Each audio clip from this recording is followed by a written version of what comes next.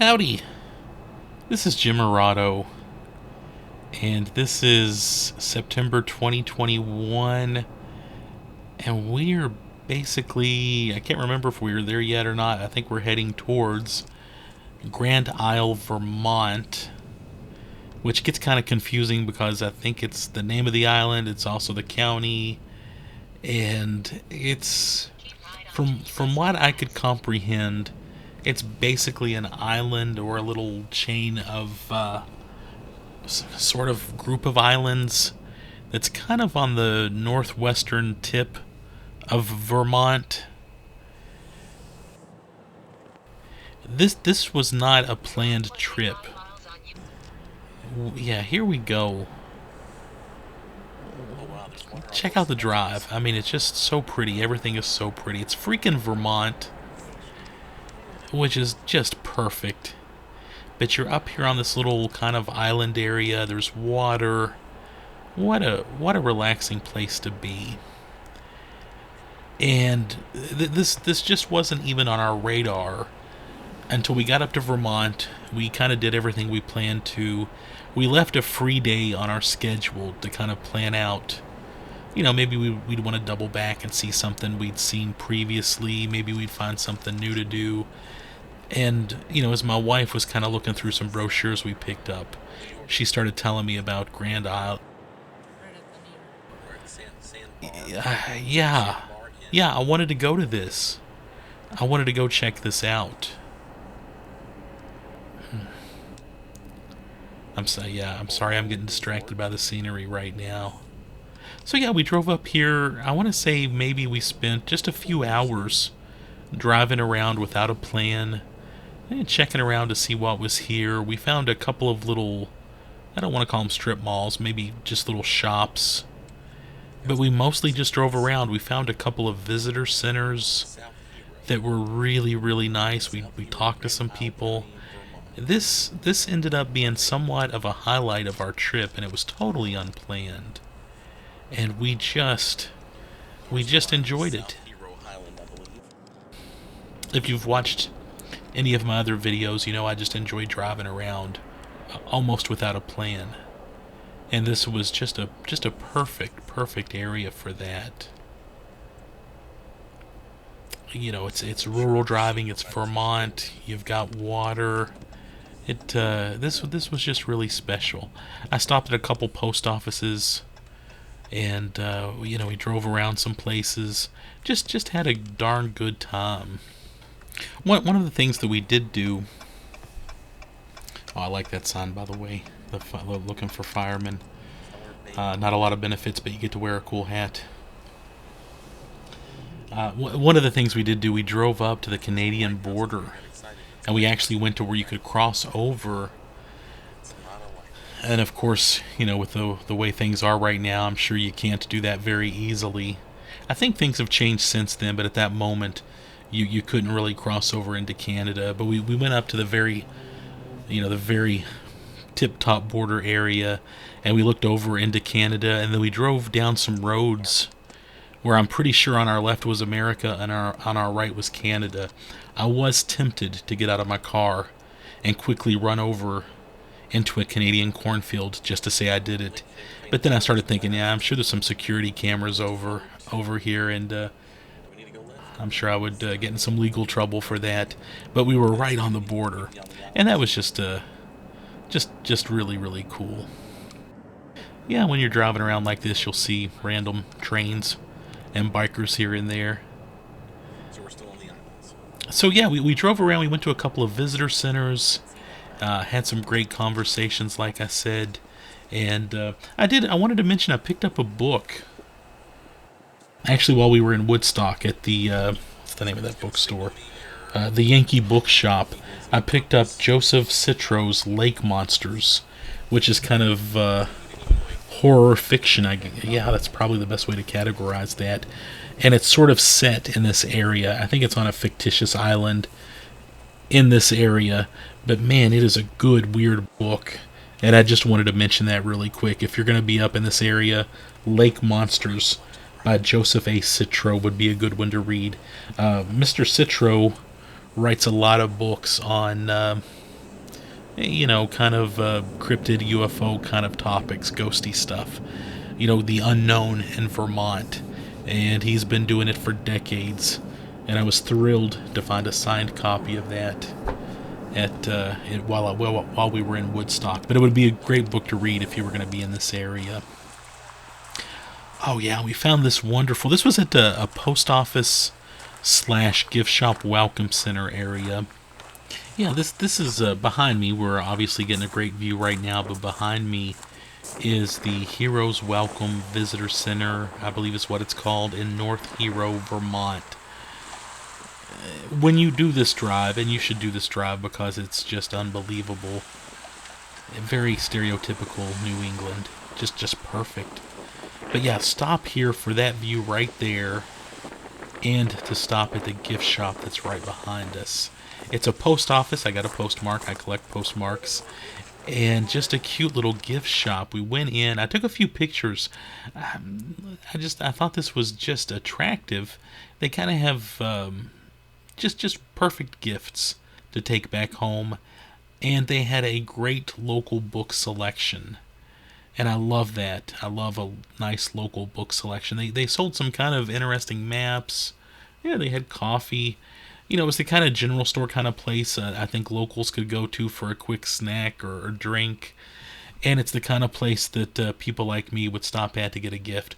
Yeah, just look how nice that is. It's clean, it's slick, but it just has just a nice cozy vibe to it. We found a couple of t-shirts for some friends back home. I found a local book that I wanted. They had this cute little seating area. One side for Democrats, one side for Republicans. They've obviously got a good sense of humor. But yeah, this was just a nice stop. They had clean bathrooms too, by the way. I want to mention that. So yeah, if you're doing this little island drive the way we were, make sure you stop there. Yeah, we kept driving around. There was another visitor center we stopped at as we went further north, actually closer to Canada. And I can't remember the name of it, but very nice lady running the place who gave us a ton of information about the area and about some attractions. There's actually another island that we didn't even get to that we're going to have to go back to because there were some really cool historic things to see. She was telling us that Teddy Roosevelt was actually hunting on one of the islands when he received news that William McKinley had been shot, and he was basically about to become or had become the new president.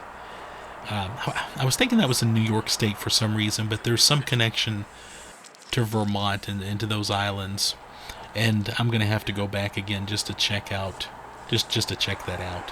And just see the people fishing on the bridge. Just how nice is that? Just there's something very just tranquil about that. Yeah, but there was another visitor center again. It had clean bathrooms. Obviously, it was a place that was just there to tell people about all the wonderful things to do in the area. And the lady running the place also tipped me off to a Civil War museum that's up in this area. So we would go in and visit that. And I'll put up a video about that Civil War museum later. I went there and I taped a bit. It was a really nice museum, especially for this area. Interesting Civil War history up here. When we left the islands, once we got to the top and started driving back down towards Burlington, where we were staying, we actually passed by St. Albans. St. Albans is where the St. Albans raid went down, which is considered one of the northernmost raids / events of the Civil War. If you're not familiar with that, you should read up on it. It's really interesting. And we almost went into New York there a moment ago. We were going over a bridge, and we just we were trying to get over to we were trying to get up towards Canada, and we took a wrong turn. But right now, yeah, I believe that was a Border Patrol person, if I'm not mistaken. We're driving up towards the checkpoint to get into Canada. So we're just about to Canada right now. And we had just left the visitor center I was talking about. And I wanted to say too, we actually were at that visitor center for quite a while talking and I wish I'd caught her name, the very, very sweet lady running the place. We had some great discussions about Lake Champlain and the lake monster that's there too. Yeah, and there you go. Hello, Canada. We'll see you later. There's the checkpoint. Can we take that road? Kind of neat just driving by it, I guess. Think so? And I guess people from Canada could come through there too and come over to America. Okay. Good. And yeah, there's some markers. We actually passed some markers, noting, hey, you're in America. So Canada. if I'm looking at this right, I believe America is on our left, and I'm looking out towards the right into Canada. I think that's how that works. I really don't know though. If you know, let me know. If you know this area, let me know what you know about it. I'm curious. I mean, literally, could I have hopped out of my car and jumped right into Canada there on my right? And Canada and Vermont go so well together. They're just, I think of friendly people in the state of Vermont and in the nation of Canada, I guess you would say. We've been to Canada several times. I look forward to going again. Yeah. Yeah, so I assume that's Canadian corn. Again, I could be wrong, though. I really don't know. Great view here, though, as you can see. I was looking a moment ago on Wikipedia for notable people from North Hero here on Grand Isle. I would imagine even now it's easy enough to do it. And I mentioned Bernie Sanders. Bernie Sanders, I guess, is from the area. Just interesting. Bernie Sanders. Are you from this area? I would love to hear from anybody from this area. Have you bumped into Bernie Sanders? Was he a nice guy? I bet he's a nice guy. I would assume he's a nice guy. He seems like he'd be a nice guy. And if you're from this area, let me know too. I mean, are we looking at Canada right there? And is it, what's keeping me from running over into Canada and sneaking into Canada? Yes. I wouldn't do it, but, it's tempting. We're trying to avoid a war.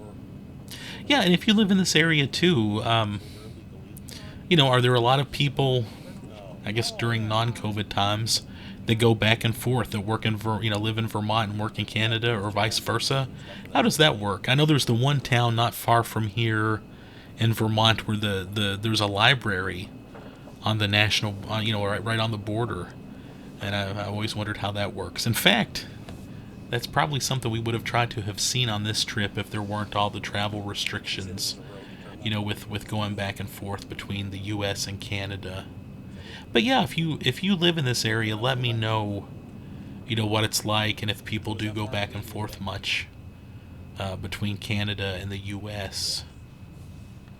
I mentioned that there was another gift shop / museum that we stopped at that the lady at the other visitor center tipped us off to.